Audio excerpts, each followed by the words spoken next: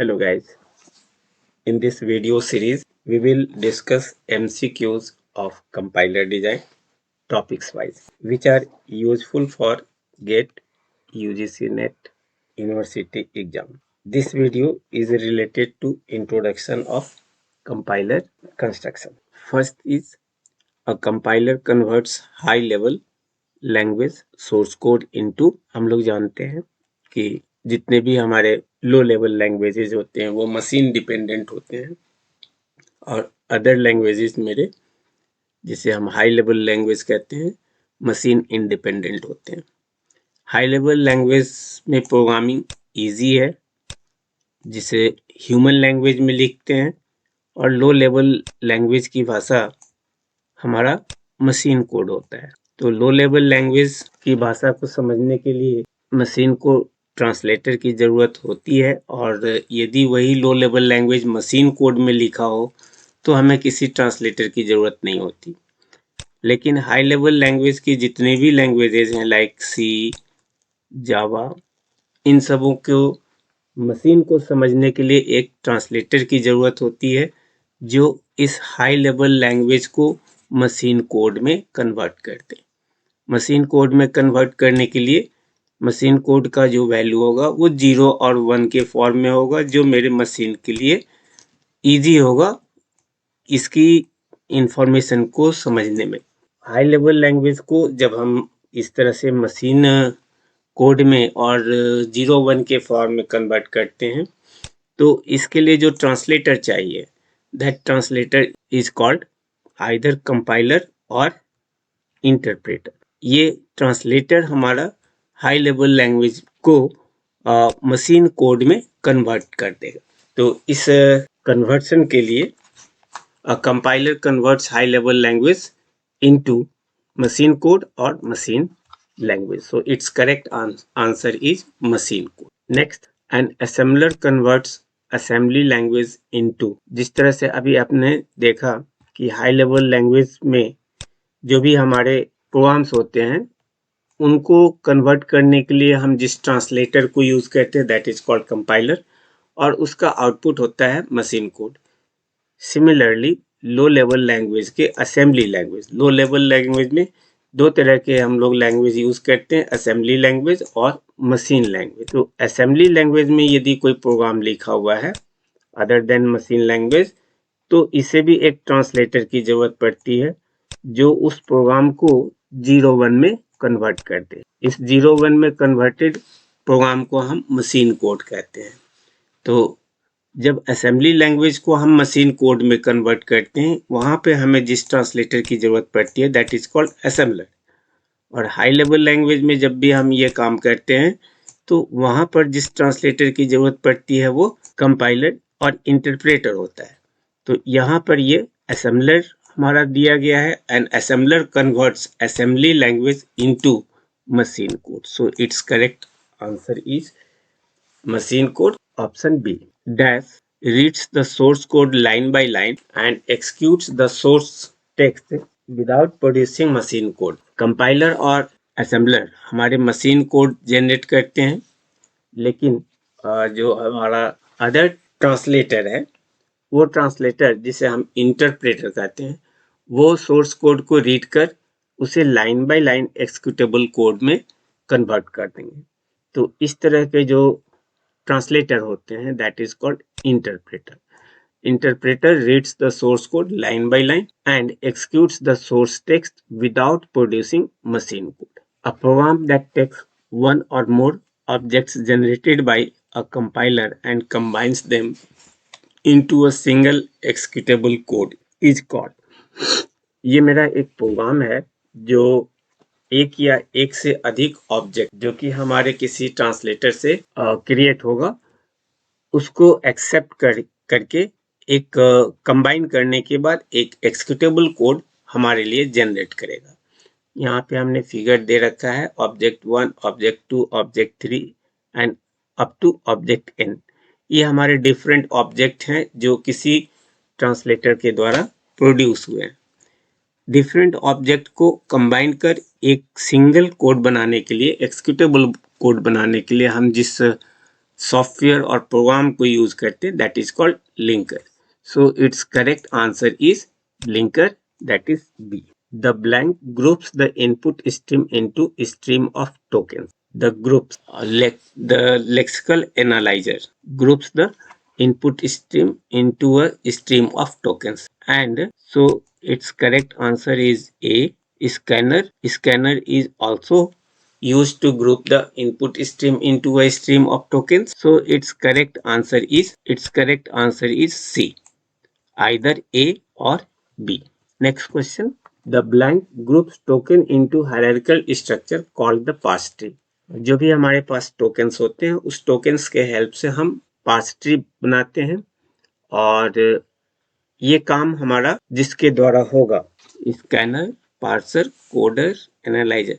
Parser, the parser groups token into a hierarchical structure called the parser. Semantic is checked by there are different phases in compiler. First is called lexical analyzer, second is syntactical and syntax analyzer, third is semantic analyzer, and other code generator, etc. The semantic work is done by semantic analyzer. So its correct answer is intermediate code generator can be represented in a tree form as intermediate code generator can be represented in a tree form by using AST, abstract syntax tree, DAG, directed acyclic graph, syntax tree, either B or C. This is our syntax tree and this is our DAG. So both can be used to generate a tree form. So its correct answer is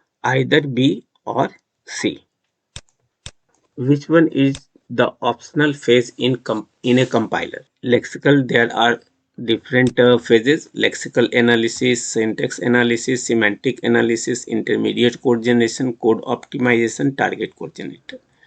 Among these, one of the phase is optional that can be used or cannot be used. इसमें से वो कौन सा phase है जो कि हमारा optional है? तो code optimizer, this phase is optional. A compiler that runs on one machine and produces code for another machine is called. ऐसा कंपाइलर जो किसी एक मशीन पर रन होता हो और प्रोड्यूस करता हो किसी दूसरे मशीन के लिए, ऐसे कंपाइलर को हम कहते हैं cross compiler. Correct answer C. An assembler can be design in A or N पास. कोई भी असेंबलर हम लोग डिजाइन कर सकते हैं एक पास, two pass, many, or all. We can an assembler can be designed in 11 different one pass, two pass, many pass, all. We can design our assembler in one, two, or more than two pass. So its correct answer is D. Output of an interpreter is generally interpreter कोई machine code produce नहीं करता, but interpreter line by line source code को read कर उसे executable code में convert कर देते हैं. इसका करेक्ट आंसर होगा ए, EXE. Which technique is used by the cross compiler? Cross compiler के द्वारा कौन सी टेक्निक को यूज किया जाता है? Boot strapping, back tracking, reverse engineering. For generally these two are related to software engineering, so these two cannot be option of this. There is a backtracking and bootstrapping. The process by which a simple language is used to translate a more complicated program is known as bootstrapping. So its correct answer is A. Syntax analyzer verifies syntax and produces. Syntax analyzer syntax verify कर क्या produce करते हैं? Syntax analyzer verifies syntax and produce parse tree, syntax tree, AST, DAG, parse tree. Its correct answer is parse tree. So correct option is A. Blank prepares intermediate representation as polish notation. Polish notation क्या कहते हैं? कोई भी यदि expression हमारा दिया हुआ हो तो इसको यदि हम इसके ऑपरेटर को लेफ्ट साइड कर दें तो इस तरह के नोटेशन को हम पॉलिश नोटेशन कहेंगे. इस पूरे एक्सप्रेशन में हमारा दो टर्म है 5 माइनस 6 और इसको मल्टीप्लाई करते हैं हम 7 से, तो इसमें प्रायोरिटी पहले स्टार की है। तो इस दोनों के पहले, ये दोनों ऑपरेंड के पहले यदि हम स्टार को लाते हैं तो स्टार, और इसके बाद बचेगा 5 माइनस 6, ये मेरा फर्स्ट ऑपरेंड होगा मल्टीप्लिकेशन का, और दूसरा ऑपरेंड हमारा 7 होगा। देन इस दोनों में माइनस मेरा ऑपरेटर है, यदि हम इस ऑपरेटर को आगे कर दें तो हमारा सिंबल होगा माइनस, और इस माइनस का फर्स्ट ऑपरेंड 5, सेकेंड ऑपरेंड 6। इस तरह के नोटेशन को हम कहते हैं पॉलिश नोटेशन और पोस्ट फिक्स नोटेशन। क्वेश्चन है blank prepares intermediate representation IR as Polish notation. Which phase do this work? ये किसके द्वारा होगा? Intermediate representation, that is intermediate code generator. Its correct answer is intermediate code generator prepares intermediate representation as Polish notation. Next question. Lex is a. Lex क्या है? Lex parser generator, ICG. Lex is a scanner. So its correct answer is C. Code optimization can be performed on intermediate representation, assembly code, source text. Code optimization can be performed on source text. Its correct answer is source text. C. Yak is a scanner, ICG, parser generator. It is a parser generator. C. Correct answer is C. Analysis includes phases. Analysis part में हम लोग कौन कौन से phase को use करते हैं? There are 6 different phases. In analysis phase, we use lexical analyzer, syntax analyzer, semantic analyzer. So analysis includes phases, lexical analyzer. These three are not available, so its correct answer is none of the above. Synthesis includes phases. In synthesis part, we use intermediate code generator, code optimizer, and code generator. And these three are used in intermediate code generator, code optimizer, code generator. So its correct answer is all of the above.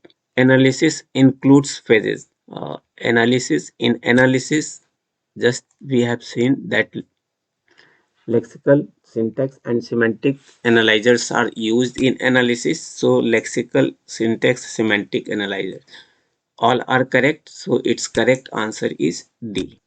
Analysis includes phases. Obviously, its correct answer is D.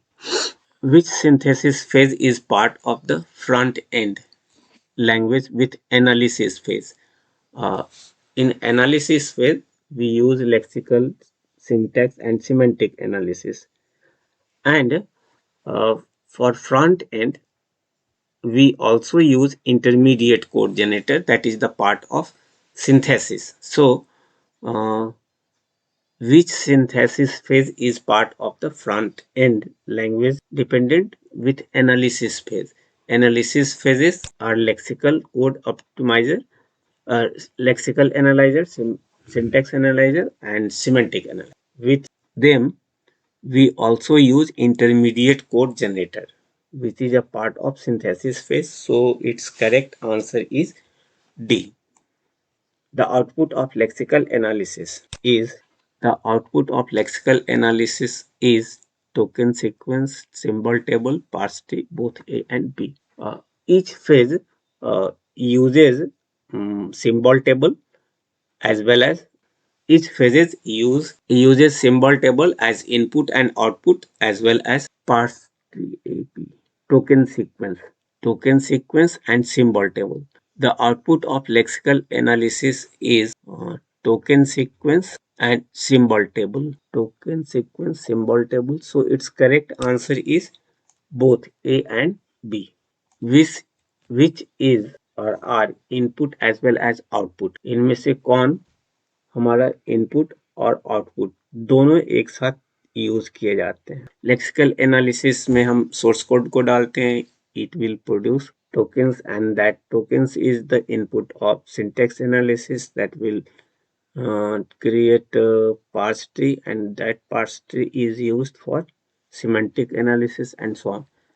So in this case, symbol table and error handler both are used as a input and output, because lexical analyzer, semantic analyzer, syntax analyzer, then semantic analyzer, intermediate code generator, ICG, code optimization and target. Code optimization and target. These are our main phases of compiler, and all phase use the symbol table. हर एक phase में हम symbol table को use करते हैं as input और output की तरह भी। यदि कोई नई आइडेंटिफायर या की को ऐड करना हो तो हम इसमें ऐड कर सकते हैं, या इससे कोई चीज इंफॉर्मेशन लेना हो तो हर फेज में हम इसको यूज कर सकते हैं। इसी तरह से एरर हैंडलर हमारा होता है, हर एक फेज पर हमारा एरर एराइज हो सकता है, तो इसे हैंडल करने के लिए हम एरर हैंडलर को यूज करते हैं, जिसमें हर एक फेज में ये इंक्लूडेड है। So these two are the input as well as output. So its correct answer is C, both A and B.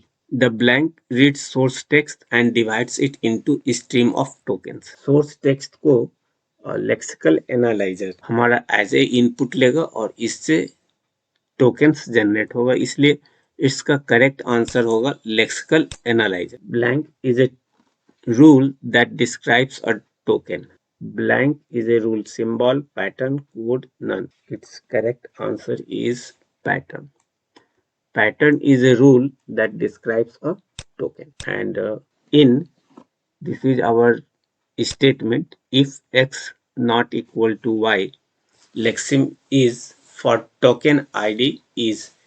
इस पूरे लेक्सिम में हमारा टोकन आइडेंटिफायर कौन कौन सा? आइडेंटिफायर टोकन हमारा इसमें इफ हमारा कीवर्ड है, ये एक्सक्लेमेशन हमारा ऑपरेटर है, स्पेशल सिंबल्स हैं।